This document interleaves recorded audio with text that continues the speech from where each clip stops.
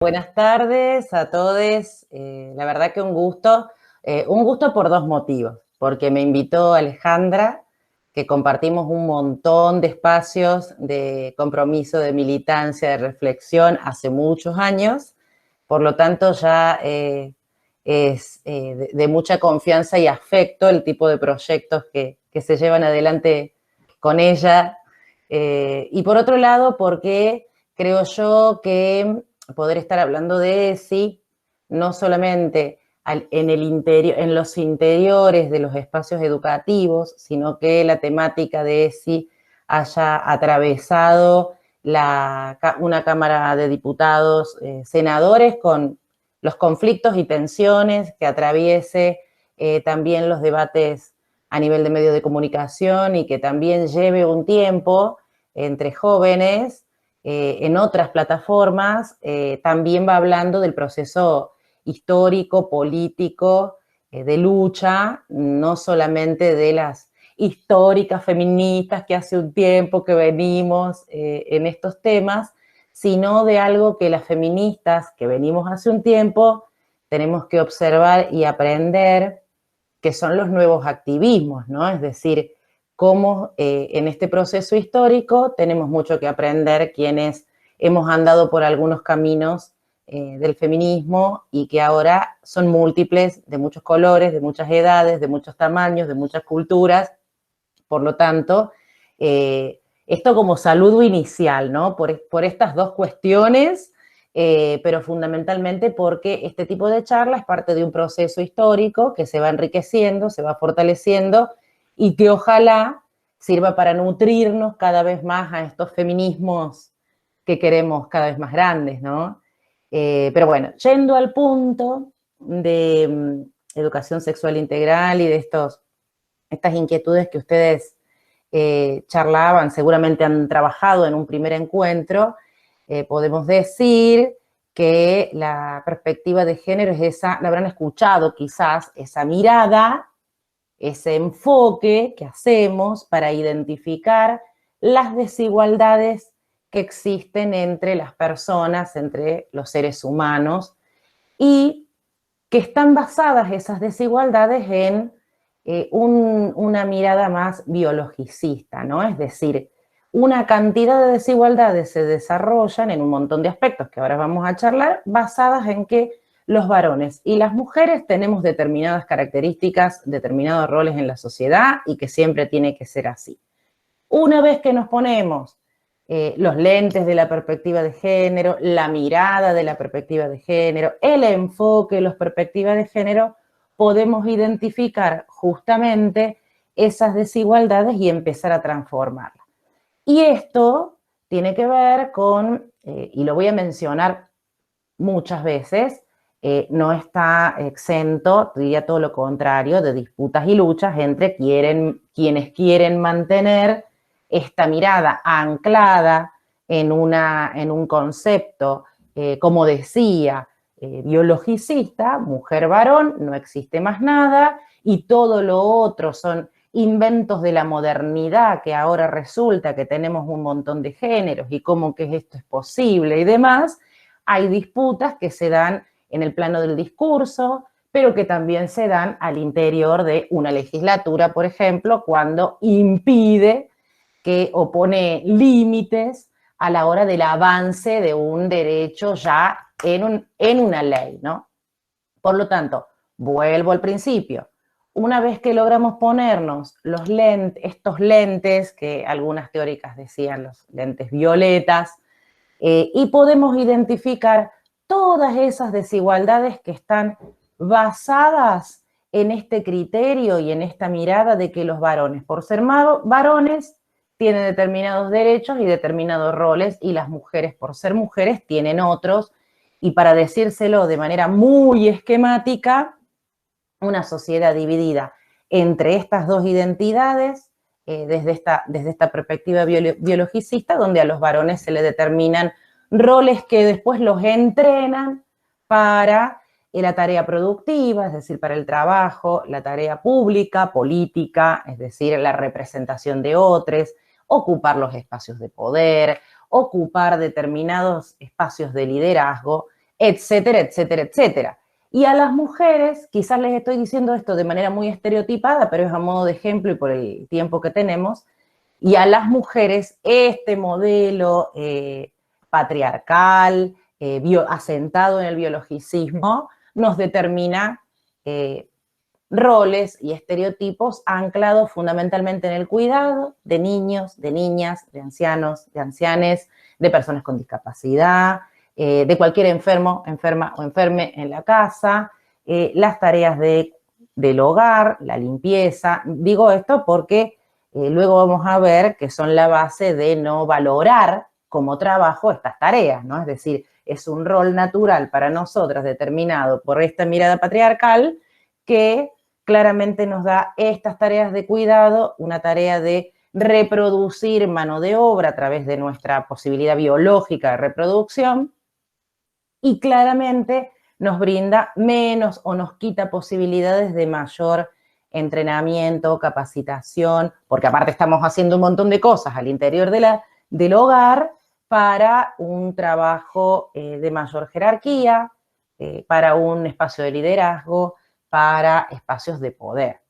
Es decir, durante un montón de años, de siglos, se nos ha preparado con estos dos chips fundamentalmente y la perspectiva de género logra identificar estos motivos y romperlos empezar a romperlos, yo creo que vamos avanzando en un proceso político e histórico que no es menor porque ha logrado leyes, por ejemplo, la ley de identidad de género, por ejemplo, la misma programa con todas las idas y vueltas y la dificultad para la aplicación, pero de educación sexual integral, allá, si no me equivoco, por el 2012, si no me equivoco, o anda por ahí el programa de educación sexual integral nacional.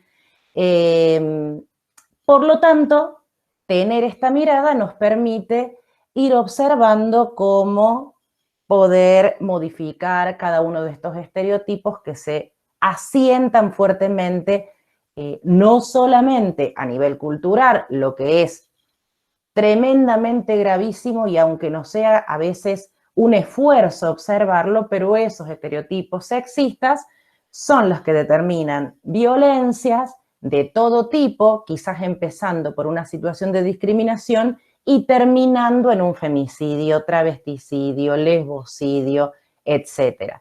¿Por qué lo digo? Porque naturalizamos de tal manera estas formas de discriminación y de violencia que consideramos que determinadas personas, fundamentalmente mujeres, son parte de nuestra propiedad, por lo tanto puedo hacer con ellas lo que quiero, ¿no? Entonces, a nivel cultural, se monta esa losa y dentro de la cultura, ustedes saben, también tenemos algunos espacios de poder o sectores de poder muy importantes que reproducen o remueven, porque en esto también hay que tener una mirada esperanzadora de que puede ser transformable, estos estereotipos, como son, por ejemplo, los medios de comunicación, como son, por ejemplo, los espacios de representación política, ¿no?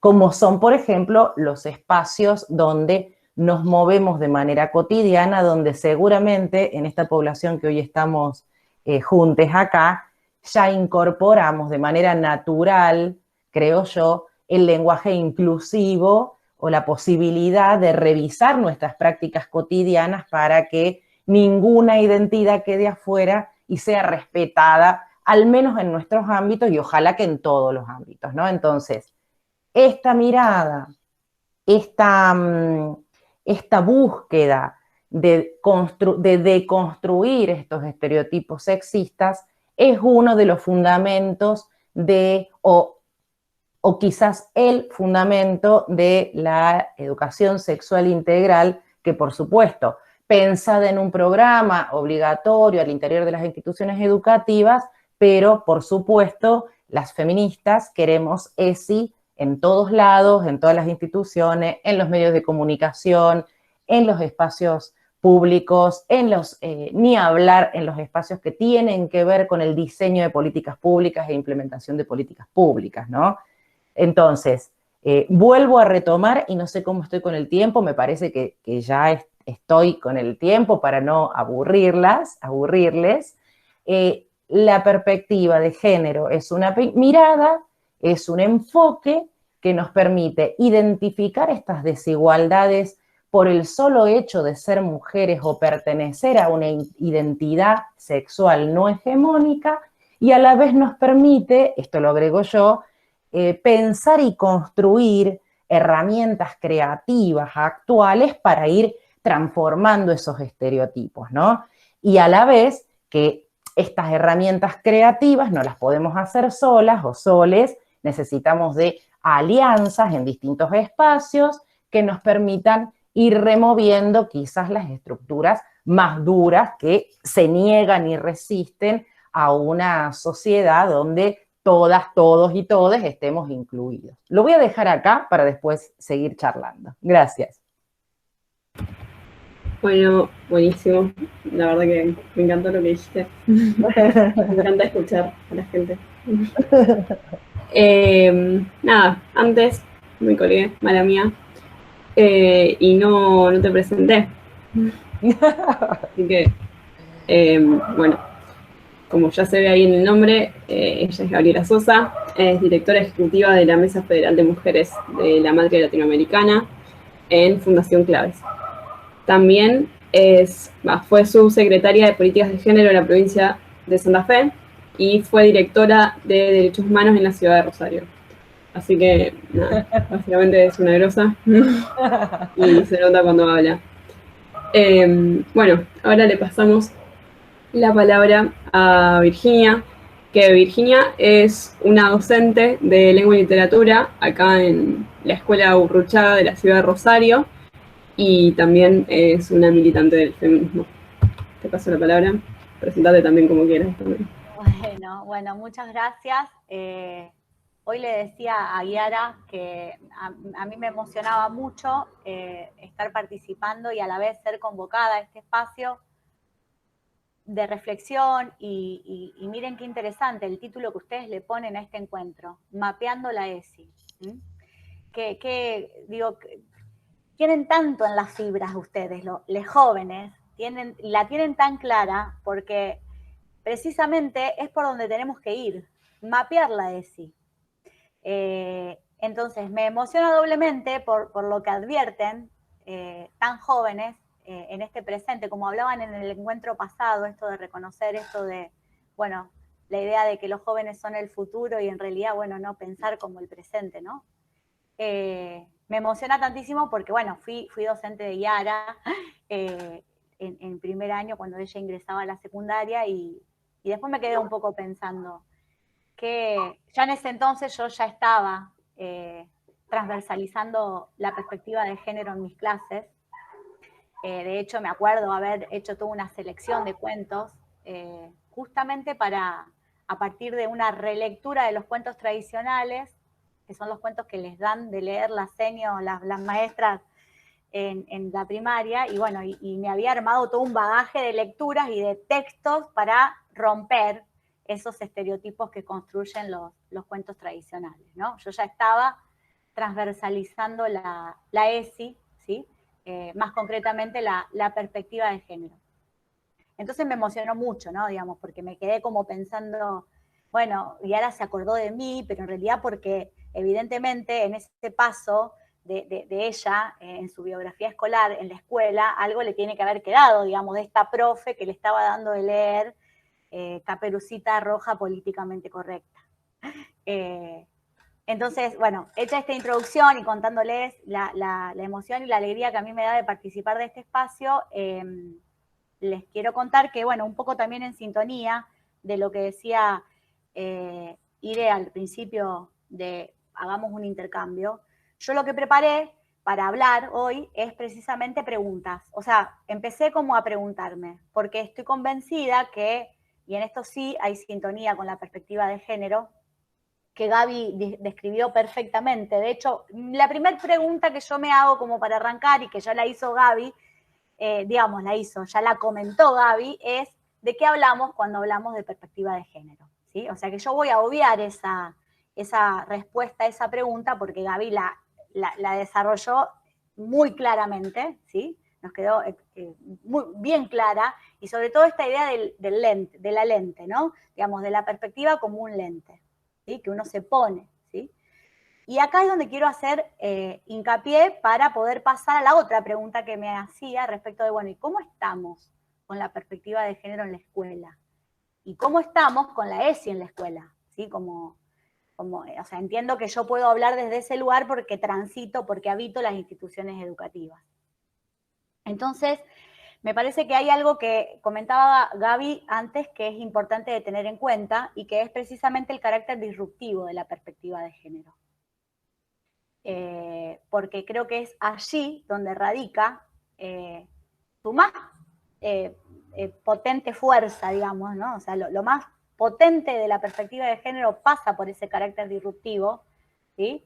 Que viene precisamente a romper con lo heteronormativo, con lo sexista, ¿sí? Ahora, ¿dónde se presenta el problema? Porque nos encanta que sea disruptivo, pero precisamente que sea disruptivo es lo que genera el problema, porque precisamente que sea una lente y que sea disruptiva, la perspectiva, es lo que más de una vez coarta la posibilidad de que se transversalice la ESI en la escuela, de que una docente, un docente esté pensando qué dar de leer, qué contenidos enseñar para aprender, para debatir, para problematizar, precisamente porque no cuenta con esta perspectiva, ¿sí? Entonces, ahí también estamos con el problema que lo vincularía con lo que ha sido recientemente la ley del aborto, la sanción de la ley del aborto. Digo, sancionada la ley, no hay garantías de que se ejercite, digamos, de que se empiece a suceder en las instituciones. Esto de la ESI, ¿sí? Digamos, de hecho, ya en el encuentro pasado, el jueves pasado, habíamos estado conversando con referentes políticos, con compañeras que habían invitado acerca de la sanción de la ley, a tantos años de la sanción, por dónde andamos, mencionaron la importancia de que, bueno, ya en la provincia de Santa Fe contamos con la media sanción, ¿sí? Y plantearlo en términos de, bueno, el medio vaso, digamos, como poder verlo como, bueno, es lo que hay, pero también es lo que falta, ¿no? Entonces, bueno, me quiero quedar con esto, ¿no? Como para que también esto nos invite a pensar a veces por dónde pasa la dificultad de transversalizar esta perspectiva en la escuela o de sencillamente llevar la ESI a la escuela. Creo que tiene que ver con esto, ¿no? Entonces ahí lo vinculo con la cuestión de la formación docente, ¿sí? Yo también soy docente, aparte del Colegio Gurruchaga, soy docente de institutos de formación docente de acá de la ciudad de Rosario y también en una ciudad que queda acá cerca, que es 60 kilómetros, que es Cañada de Gómez. Trabajo en un profesorado de lengua y literatura allí y acá.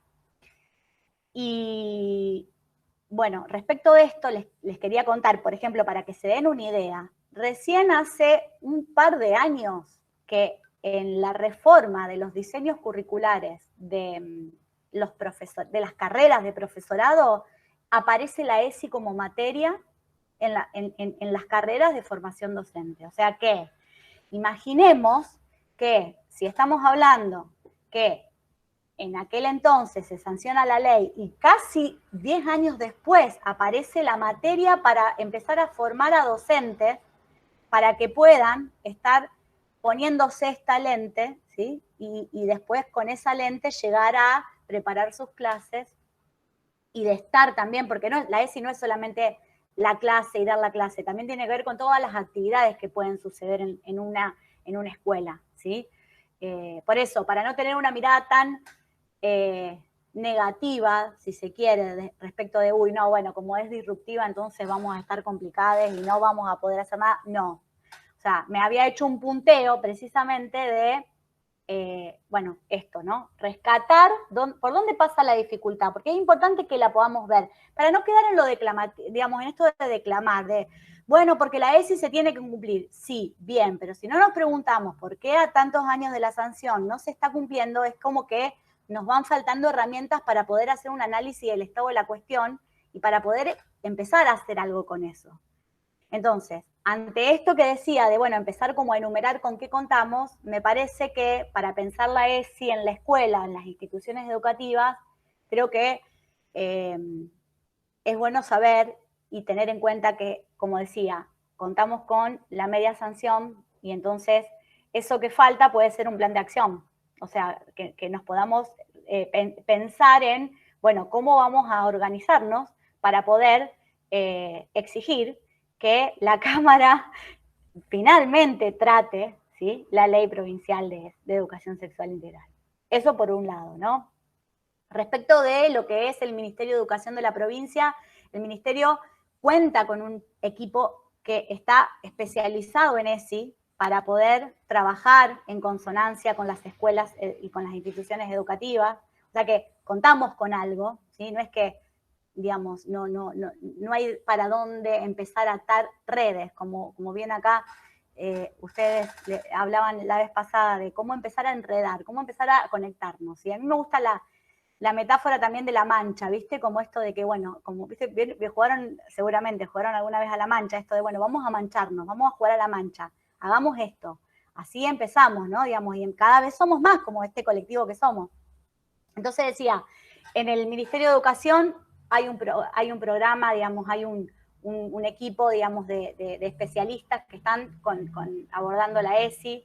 Esperen que me tengo apuntado por acá. Bueno, les hablé de las materias que recientemente comienzan a dictarse en los institutos de formación docente, ¿sí? Para que podamos ver, ojalá que a corto plazo, esto de docentes que estén pudiendo transversalizar la perspectiva de género en sus clases, en las aulas.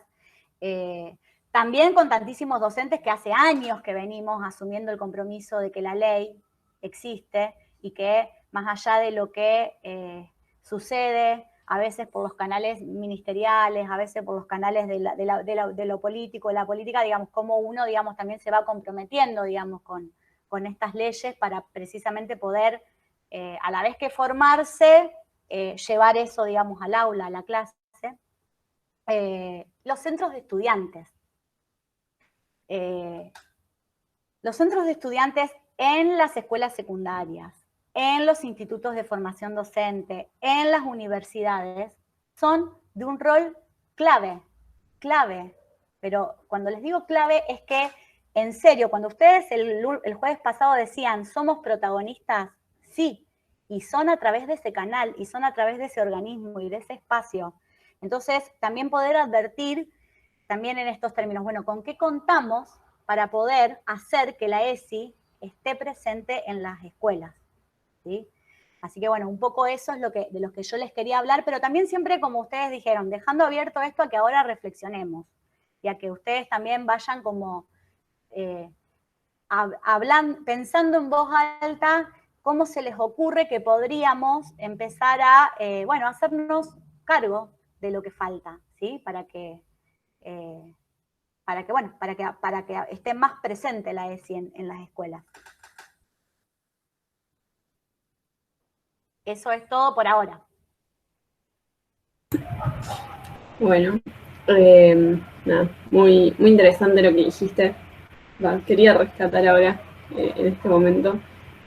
Por un lado, sí, que creo que en cada discusión que tengo como que reafirmo en conjunto con otras personas esto de que los jóvenes somos el presente y somos una herramienta, no somos una herramienta, o sea, somos capaces de mucho más de lo que nos han hecho creer.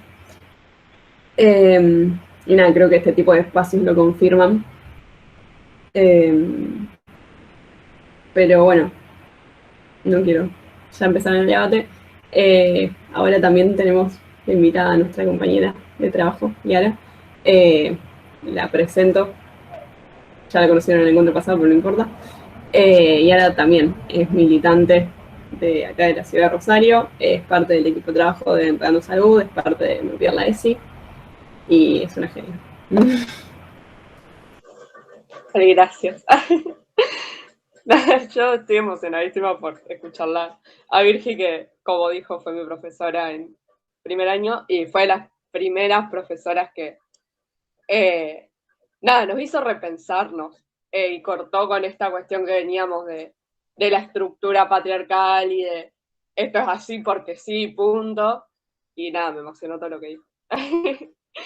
Y nada, la idea de mi intervención era más hacerlo un poco más distendida que así venir como panelista con algo súper armado. Primero porque ya me conocen y ya compartimos el encuentro pasado, y además porque mi idea era compartir la exposición con Irene, con quien ya he compartido otros espacios de debates sobre ESI. Y nada, estamos muy acostumbradas a hablar juntas de esto.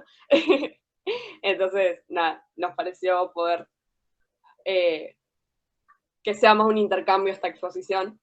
Y nada, yo quería hablar más desde el lado de los estudiantes y de un poco qué rol siento que cumplimos o que deberíamos cumplir como estudiantes al momento de reivindicar el derecho por la ESI. Un poco en consecuencia con lo que decía Virginia, a mí me parece que tenemos que salir del lugar del puro reclamo, como hemos venido haciendo hace un par de años, y tenemos que hacernos cargo de poder hacer valer nuestros derechos dentro del aula. Porque la realidad es que la responsabilidad de nuestra formación es de los docentes, es de nuestros docentes, pero también la realidad es que nuestros docentes fueron formados sin esta ley, y nosotros también fuimos formados sin la correcta implementación, y creo que es algo que se va partiendo de una construcción colectiva, pero la realidad es que también como estudiantes nos queda muy cómodo el solo reclamar y después llegar al aula y que nos den todo servido en bandeja. Esto lo he hablado en otros espacios, pero me parece que como propios estudiantes tenemos que salir de la comodidad de que ya vengan con todo preparado y empezar a cuestionar. Como ya hay varios estudiantes que cuestionamos, tenemos que ser más, que estemos cuestionando todo el tiempo, hasta el punto de que a nuestros docentes que no les gusta cuestionar cosas les moleste, porque me ha pasado tener docentes que me dieron una materia una materia como historia en primer año, que me la dieron de manual, y cuando yo preguntaba algo que se salía del manual me callaban. Creo que no hace falta aclarar que esa profesora no trabaja con perspectiva de género, pues me parece obvio, pero que los estudiantes tenemos la responsabilidad ante esas situaciones, pararnos y poder cuestionar por qué, y poder construir junto con nuestros docentes la educación que queremos, porque también esto de la ESI viene un poco a sacar, igual esto ya lo dije en el encuentro pasado, pero viene un poco a sacar o a correr esta idea de que el docente es la persona que nos viene a iluminar a nosotros, alumnos, que no sabemos y que somos tacho y nos vienen a poner conocimiento, sino que el conocimiento es algo que está en constante cambio, y que justamente la ESI con esto de la perspectiva de género y de la actualización constante nos viene a demostrar que el conocimiento va mutando con los avances sociales, va avanzando a medida que la sociedad va avanzando. Ahora no es lo mismo enseñar, por ejemplo, democracia ahora que las mujeres votamos, que hace 70 años las mujeres no votaban. Y estoy poniendo un ejemplo súper exagerado para que quede en evidencia a lo que me quiero referir, que justamente la ESI viene a plantear esto, que el conocimiento va mutando y que las experiencias personales también son parte de nuestra formación, más allá del manual escrito hace 50 años, como muchos docentes nos han enseñado. Y nada, por ahí me parece que quería abrir un poco el debate hablando de esto, de poder empezar a cuestionar. Y está bien, reclamamos el tema de la ESI y la cuestión de la construcción de los conocimientos, pero hay que salirnos del lugar cómodo que nos viene a traer a nosotros un poco también el manual de estudiar de memoria. Vuelvo a poner ejemplo de historia porque es de las materias que más me gustan, pero yo tengo claro que en primer año, cuando vino una profesora que me dio todo de manual, que yo tenía que copiar respuestas y las preguntas estaban en el orden que aparecían en el texto, nos resultaba mucho más cómodo estudiar historia que cuando después en tercero tuve una profesora que nos hacía pensar y nos hacía primero debatir sobre los temas, Virginia creo que ya sabe quién estoy hablando, nos hacía debatir sobre los temas y después nos da la teoría que estaba actualizada y que nada, era eso, era constantemente pues preguntar y construir entre todos y ver todas las visiones de la historia con las que venía cada uno, y eso nos resulta más incómodo, pero creo que es por ahí, que es por la incomodidad que tenemos, la buena incomodidad obviamente, que tenemos que ir avanzando y construyendo con nuestros docentes. Creo que era más que nada eso. Yo quería retomar un poco lo que estaba diciendo Yara recién. Esto de, como, nada, lo que dijo literalmente recién, de no quedarnos como en el lugar cómodo desde estudiantes y como dejar que nos llueva el conocimiento, porque ahí en cierto punto me parece que respondemos a esta idea que estamos tratando de tirar abajo de que somos un lienzo vacío, listo para que nos llenen de información.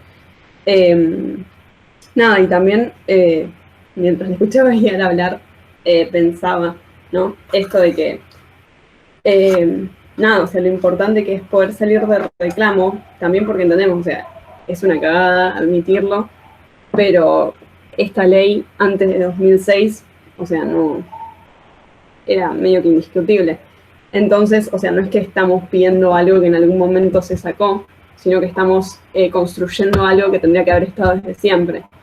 Y eso es algo que me parece clave para la militancia en general, o sea, esta idea de, o sea, no estamos reclamando,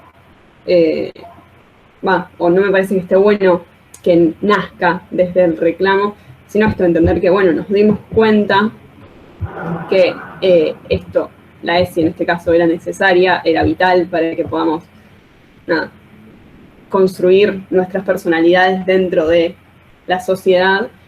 Entonces, esto, poder como empezar a pensarnos más como constructores, más como, nada, desde propuestas, que lo que podría ser tan fácil como esta situación que planteaba Yara, ¿no? De como, bueno, hay que ver sus cruzados, me enojo cuando algún docente dice algo bastante fuera de contexto, ¿no? O sea, es muy sencillo y en cierto punto me parece que eso también es una actitud política, porque, o sea, al fin y al cabo cuestiona lo que antes no había sido cuestionado, pero no nos podemos quedar solo ahí porque efectivamente nos dimos cuenta que eso no es suficiente. O sea, nos dimos cuenta que no nos podemos quedar esperando de brazos cruzados porque, nada, la ESI, por ejemplo, en este caso, no viene, no llega sola.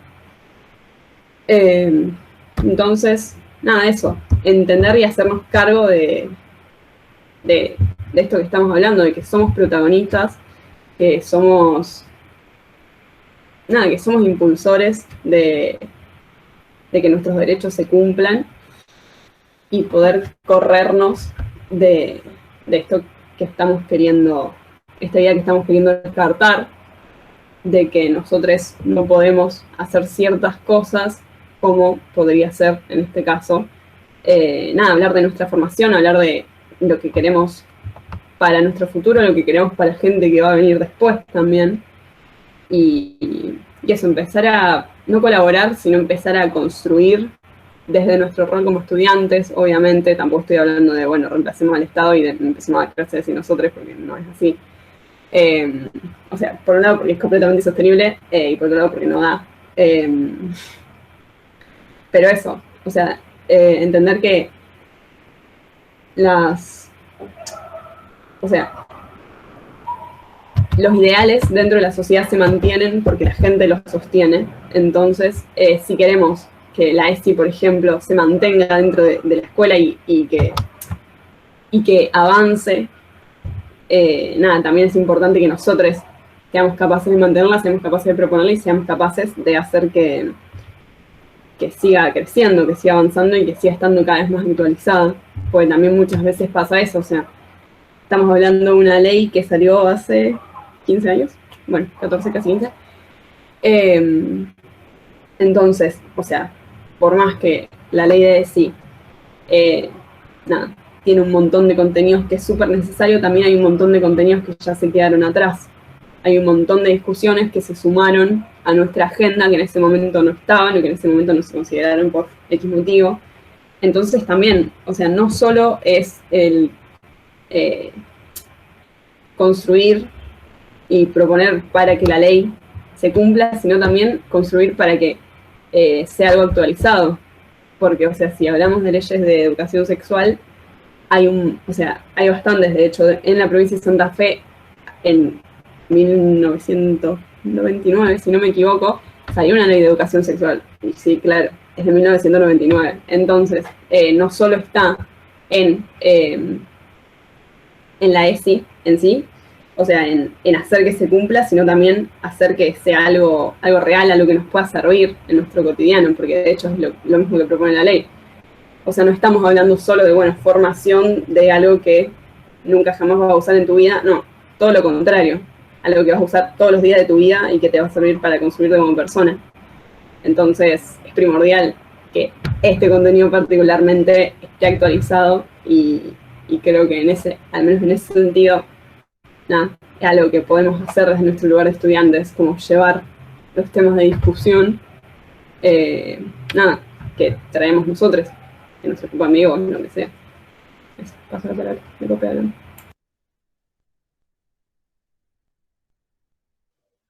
Sí, estaba Virgil con la mano levantada. Me di cuenta que puse la manito, ahora la bajo, ahí está. Mirá, además, Irene, la escuela no es un lugar neutral.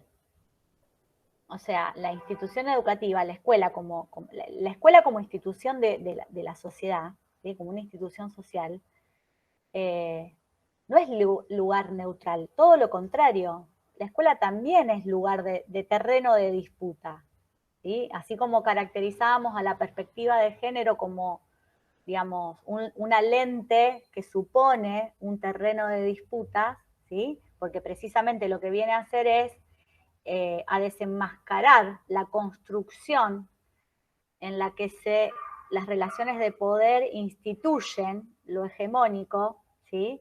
Instituyen lo que conocemos como lo heteronormativo, como lo sexista, etcétera, etcétera, los estereotipos, ¿sí? En esa reproducción de valores y de creencias, ¿sí? La escuela es una gran transmisora de estas creencias y valores. De hecho, la escuela ha sido una gran protagonista en construir esos estereotipos que la perspectiva de género viene a derribar, en ese ímpetu disruptivo que tiene esta lente de la que estábamos hablando. Entonces, ahí también es donde se da el juego de lo complejo y complicado que es pensar la ESI en la escuela, ¿sí? Eso por un lado. Y por el otro, también, que esto lo hemos estado mencionando, ustedes mencionaban esta idea de pensarse desde una construcción. O sea, ustedes hablaron mucho del conocimiento como aquello que se construye, no que está dado, sino que, digamos, es algo que se puede construir y que se puede construir ahí en ese espacio que puede ser el aula, que puede ser el patio de la escuela, que puede ser a través de lo que te permite conocer la escuela con otras instituciones, con otros centros de estudiantes, etcétera, etcétera. Pero esta idea también del proceso de construcción y de deconstrucción, porque también para poder ponerte esta lente de la perspectiva de género hay que hacer un proceso subjetivo de deconstrucción. Entonces, porque, ojo, y esto lo digo así, también es un peligro cuando un docente sin una formación y sobre todo sin ponerse esa lente pretende trabajar la ESI en la escuela. Porque justamente ahí es donde quizás por desconocimiento, y en esto tiene que ver también lo que ustedes mencionaron, la mayoría de los docentes que estamos hoy habitando las instituciones educativas, no tuvimos una materia, no fuimos formados, salvo dependiendo de alguna carrera, de algunas lecturas, ¿sí? Digamos, de lo que podría haber sido alguna perspectiva crítica en la formación de cada uno, ¿sí? De lo contrario, digamos, no hay de dónde agarrarse para ponerse esta lente. Entonces también eso plantearlo como, yo no diría como una dificultad, sino como una realidad, como algo que está dado para que contemos con eso, para poder ver qué hacemos con eso, ¿sí? Me parece que es importante esto de lo de el proceso de construcción y el proceso de deconstrucción, ¿sí? Como dos claves también que ayudan a pensar.